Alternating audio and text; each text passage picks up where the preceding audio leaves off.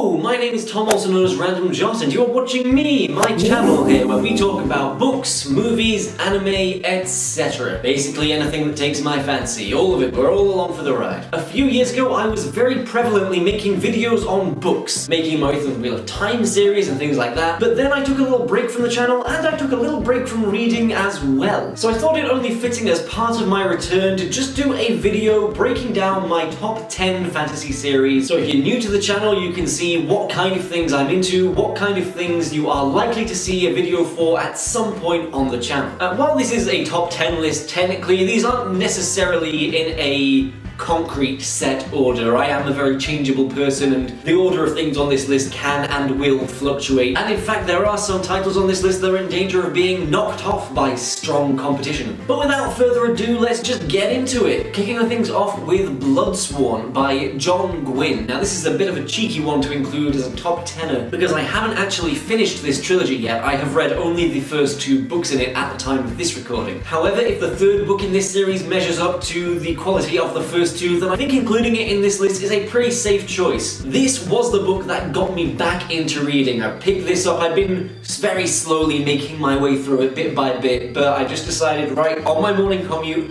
I'm reading through this whole thing, and as I read, I was engrossed by this world and the characters and the story that went along with it. So safe to say I'm very much looking forward to getting my grubby little hands on that 3rd book and finishing the story once and for all, but despite me not having read that yet, I am still including it in the list. I've also made a video on my thoughts on the 1st book in the series, Shadow of the Gods, so if you want to check that out, that will be linked somewhere in the up here or in the description or just somewhere. Moving on now, back in time, we are going to talk about the Farseer Trilogy by Robin Hobb. Again, I've made a video on my thoughts on the 1st book in this series, a classic big name in the fantasy world, the Assassin's Apprentice, Assassin's Quest, and the 2nd one, I forget what it's called right now. Assassin's Breakfast, I don't know. The story of Fitz Farseer is one that I really enjoyed, in particular the 3rd book in the series, which is unusual. I feel like usually it's the 1st book, because that's the one that got you in, that's the one that really sticks out, but no, in the Farseer series, it was the 3rd series. It was a proper fantasy quest, which I'm always a sucker for. The way that dragons are built up to and introduced in this series is phenomenal, and this is one of the strongest villains in a fantasy series, hands down. I have started some of the other books in Realm of the Elderlings, but at the time of this recording, the Farseer Trilogy is the only one I have completed. I have read the 1st book in Live Ship, but no further than that. Shades of Magic, bit of a trend here, because again, I've done a review on this whole series. I don't remember exactly what I said in that review, but I think I had a few like nitpicky things to talk about where some things didn't quite land as strongly as others, but even in spite of that, I really love the layout of this world, the 4 separate universes that are interconnected through various key points where the universes converge and have the same building in the same place. The elemental magic system is always a very cool one to explore, but I think the highlights of this series for me are just how visually descriptive it is and how engaging all the different character dynamics are. No matter which POV you're with, no matter which pair of characters in this world, you know you're always gonna have a good time with them. Whether it's Kel or Lila or Rai or Alucard, all of the character relations are just done so well. They're just so fun to read. I'm in the middle of the 4th book in that series right now, and it may be too early to be saying something like this, but this could be my favourite of the whole lot. Moving on to a lesser known one now, the Waking Land series by Callie Bate. This really was just one that I picked up on a whim because the Memory of Fire book had an interesting cover. At the time, I also just didn't notice that this was the 2nd book in the series, so I did start with that one. Then I read the 1st one, then I read the 3rd one. I need to read these books in order and see if that sort of changes the way that I experience them. But nonetheless, all 3 really stood out to me. A really unique and interesting choice to have the books be written in present tense. It really just plops you right into the action, and luckily the action is also very good and very engaging. I like that magic in this series has something of a wondrous quality. It's more of a soft magic series. The romance angle is really sweet. Johan's story, his backstory that gets explored in the 2nd book, is really just devastating and emotional. The way it all culminates and comes together in that 3rd book, it really is a lovely series. Out of everything I've got on this list, this one qualifies most for just a nice time. This is a really pleasant series to get stuck into. Very much not a big name in the fantasy world, at least so far as I can tell, but I do think it deserves to be. I really, really like it. So if you're looking for recommendations from anything on this list, this is the one I'm going to point to and say, get into this one, because it's good stuff and it doesn't get the recognition it deserves. But we, together, we can change that. We can make this series a household name. Speaking, however, of series that are unequivocally a household name, the next one I've got on my list is A Song of Ice and Fire, also known as the Game of Thrones series. In spite of being tainted somewhat by a very lackluster final season, in fact a final 4 seasons, and the fact that the next book in the series is still yet to come out despite how long has it been? It's been 15 years or something since the previous book. And that's not even the last one. There's meant to be 2 more of these motherfuckers. In spite of that, I had been listening to a podcast recently talking about this series, and it did remind me just how much I fell in love with these books when I read them. In spite of the annoyance for waiting for the Winds of Winter, in spite of the show dropping the ball and dropping it hard, there is still so much love and detail and great character work in this series. They have their flaws to be sure, but I can't deny the grip that these books once had on me, to the point that when I finished Dance with Dragons, I spent about 2 years just devouring every single fan theory that I could. And to a certain extent, this series does kind of still have me. While my love for it isn't as strong as it once was, due to all of the previous reasons I said, I can't deny if Winds of Winter suddenly dropped tomorrow, I would be at the bookstore first in line to pick up my copy and continue this story. Alright, strike up the band, because the next series on this list is The Band. This series currently consists of 2 books, The Kings of the Wyld and Bloody Rose by Nicholas Eames, or Ames, I still don't know how to say his name. My friend recommended the first book to me and pitched it as if it were literally just a D&D adventure put onto page, and that is pretty much the vibe. It has all of the chaos and humor that comes with D&D, as well as all of the spectacle of fantasy storytelling. It is a thrill ride from start to finish, and I loved the second book too, which consists of primarily new characters. The first book had the spectacle and the humor and all of that good stuff. The second book still had that, but also had a really strong emotional angle. It really made you connect to these characters and their own personal journeys that they were going on, and the way they were growing with each other and just sort of coming into their own. This series is just a thoroughly good time, a good, proper fantasy adventure. Moving on now to the Kingkiller Chronicle. Not Chronicles, but Chronicle, like that movie with Dane DeHaan. Patrick Roth has blessed us with one of the greatest names in fantasy, and similar to great fantasy authors before him, such as George R.R. Martin, he has left us hanging, waiting for a 3rd book that has a very, very ambiguous release date, let's put it that way. That said, the books that we have got already, The Name of the Wind and The Wise Man's Fear, and the short story, The Slow Regard of Silent Things, all of that is excellent stuff. Kvothe is a really fun protagonist. I like the way that the book is formatted, the way that it's structured rather, that this is Kvothe relating his own personal journey. So it has that interesting element of Kvothe being an unreliable narrator, and these books are just incredible, man. In particular the first one, I really dug. The way the magic system works is so well thought out. There's some really good humor and personable moments among Kvothe and his friends, and again, the emotional factor really does just get you. There's all the great spectacle and the magic and the wondrous and the cool things that Kvothe does, but then there's the subtle, slower moments where we get a glimpse of just how traumatized Kvothe still is by the initial thing that happened to his family that kicked off his whole journey. There is a sadness to him underneath the bravado that does come through in small moments, but when it's there, it adds this extra layer that is just so interesting. As well as that, there's a lot of just mysterious stuff about the world that I really want to explore and get into, but unfortunately I don't think I'll be able to do that until that 3rd book comes out. And so alongside The Song of Ice and Fire, the Kingkiller Chronicle is sitting in that waiting room. However, again, in spite of that, I like the first 2 books so much that I am putting them on this list regardless. Now, before I get into the top 3, the gold, silver and bronze of the list, I don't know why I ordered it that way, but I did. I want to throw out a few honourable mentions for series that I've read only a bit of, not enough that I think for me to warrant putting them on this list. One of which being Wheel of Time, which I have made a few videos on in my journey going through it, but I am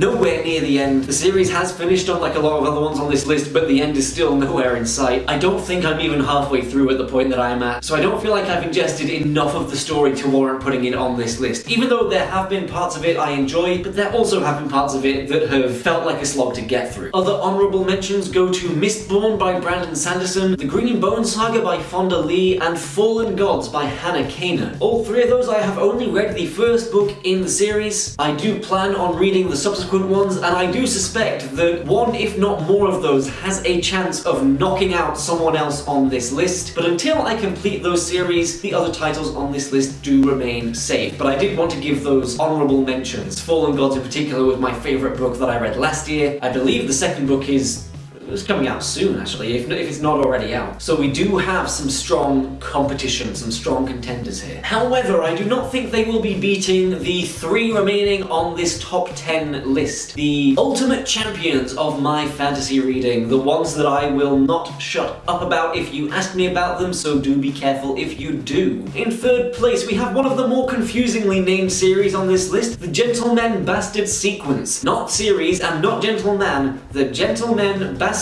Sequence. Possibly winning the prize for one of the most misspelled series. This is the series that currently consists of The Lies of Locke Lamora, Red Seas Under Red Skies, Republic of Thieves, and will eventually one day maybe contain The Thorn of Emberlin. Heists in Fantasy Venice. I mean, what more could you ask for? The highlights of this series include the way that Camor is described in the first book in particular, just such a beautifully detailed city. It really captures the imagination. To call it Fantasy Venice is not inaccurate, but it does do a disservice to all the other wondrous stuff that Scott Lynch puts into the world building here. The city feels so rich and alive and lived in. On top of that, we have some great characters in here. Obviously, we have Locke Lamora himself, and we have his whole gang. In addition, the non-linear storytelling is very whiplash-inducing at first, but the way everything comes around full circle, like we'll have a whole paragraph on something that seems so unrelated, and then like in the final chapter that comes back around and it all connects up. It is masterfully crafted, and that master craftsmanship continues to be prevalent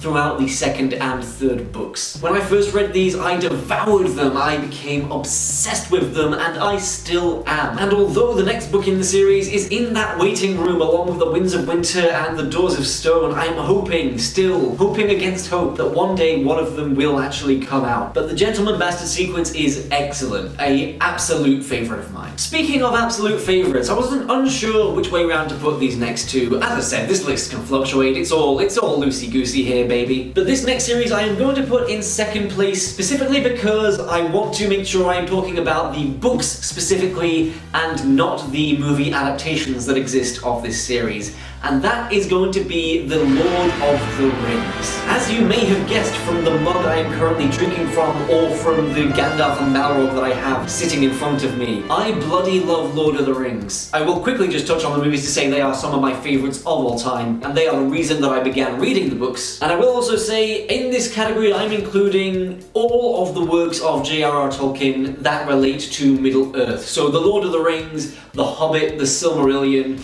Unfinished Tales, all of that is included here. Man, the legacy left by these books is still just mind-boggling to think about. What can I say about Lord of the Rings that hasn't already been said? You know it's excellent, I know it's excellent, we all know. The world is, I mean, it's the world. It's the world that we think about when we think about world building. The Silmarillion is just so rich, so full of lore. The characters are so iconic, all of them. Even Tom Bombadil, just that classic, ultimate fight of good versus evil, of hope versus fear. The burden that Frodo carries and how it weighs it down and how he constantly fights against it up until the very end. To have Frodo actually fail at the end and actually succumb to the ring's influence right when they're there on the cusp of destroying it.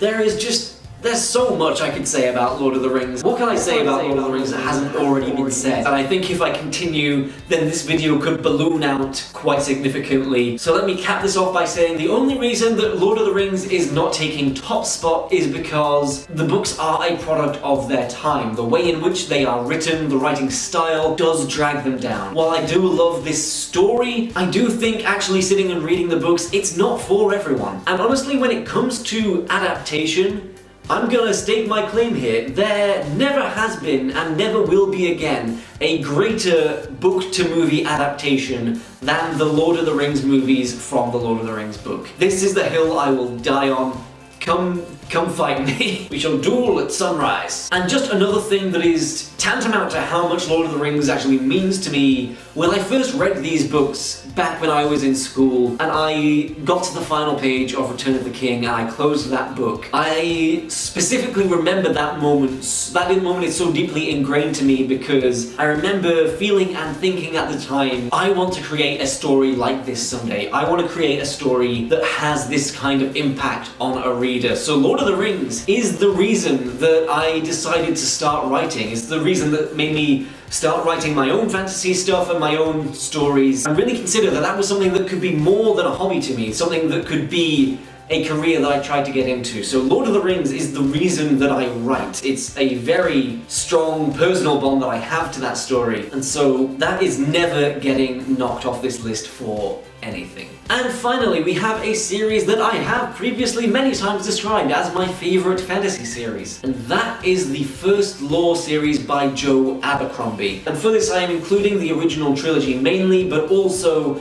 all of the subsequent books that are set in that same world. The first lore is phenomenal. In terms of character work, Joe Abercrombie is unbeatable. In fact, really more than a story, what these books are character studies, character explorations. I love that while this is technically a grimdark series with a lot of grey morality and bitter people and cycles of vengeance and all of that horrible stuff, political maneuvering, there is all of that stuff, but there is also such a lethal injection of cynical humour. A lot of times I don't really like cynicism, I like hope and I like nice things. The way that Joe Abercrombie writes cynicism is with a wry smile on his face. Considering all of the blood and violence that happens in these books, the fact of the matter is, these books are damn funny. And the way that Joe writes his characters is just so good. Even if you don't agree with their actions or their ideologies, they're just so compelling to read, to the point that you can find yourself thinking, hey,